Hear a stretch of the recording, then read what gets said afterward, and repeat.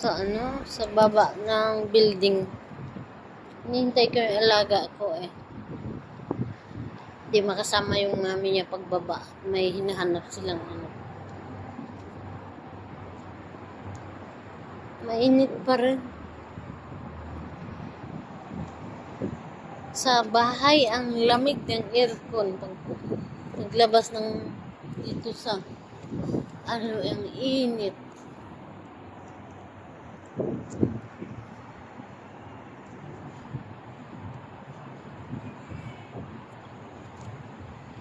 Nagpunta ako sa agency kanina. Ganun pa rin. Hindi ko pa rin nakuha yung aking gratuity. Dami nilang ichiburitsi. Pinapahirapan akong makuha yung ano eh. Service benefits.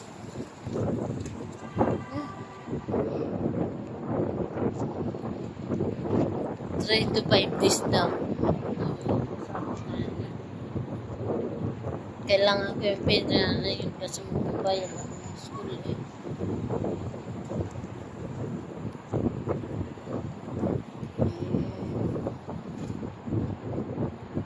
Mahangin kasi lang yung hangin medyo mainit pa yung mukha.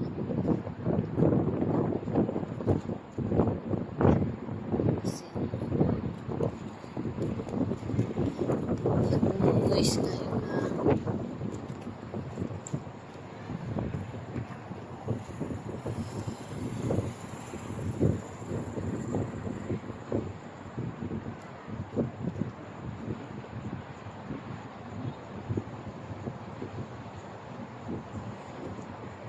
Ganda ng ilaw pagkagabi.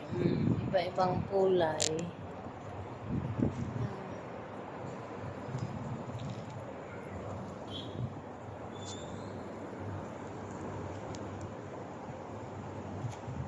Diyan ka. May ano kasi may nakitang tumatakbong daga sa kwarto. Kaya nahanap nila. Hulihin. Wala ba silang patayin kasi sila sa ano.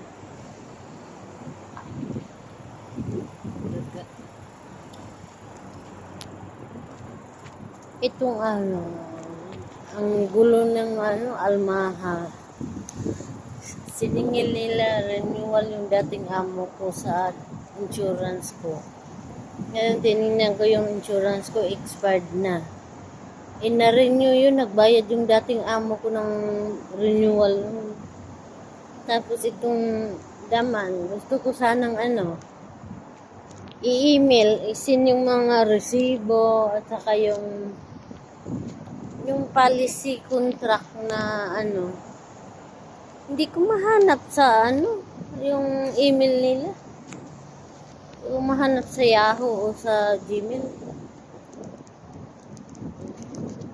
Kasi para maisin ko yung resibo na binayaran ng dating amo. Kanina ko pa hinahanap, hindi ko makita.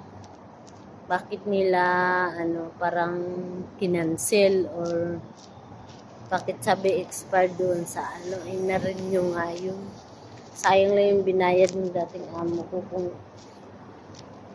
hindi rin naman valid. Magagamit ko pa sana yun sa ano, pag-check up at magpa-laboratory.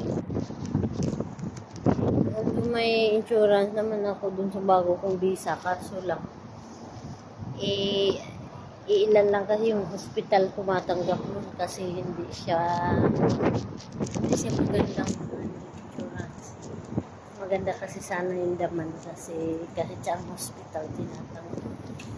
Kaso lang, ewan ko itong problema expired na raw. Yung policy is already expired. May resibo naman kami hawak na binayaran yun at na-renew. Walang paano nangyari. Bakit expired? Ni-screenshot ko. Inano ko rin sa agency. Bakit expired? May nagbayad yung dating amo ko ng renewal. Siningil nila.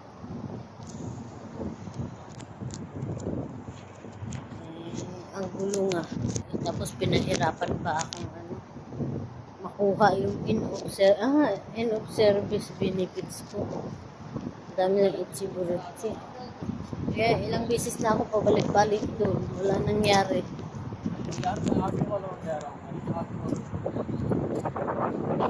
Nakakainis na nga eh. Pati yung dating amo ko, naiinis na rin sila kasi tawag sila ng tawag. Sabi, check sa HR. Pagpunta ko sa HR kanina, na-release na raw. Hindi naman pumasok sa salary card ko. O hindi nila alam kung saan napunta yung pera, anong nangyari, bakit, something, something gano'n. Ang dami nilang alibay. Hindi na lang nila diretsuhin na wala silang perang maibigay. Ayun, andito na alaga ko. Bye guys.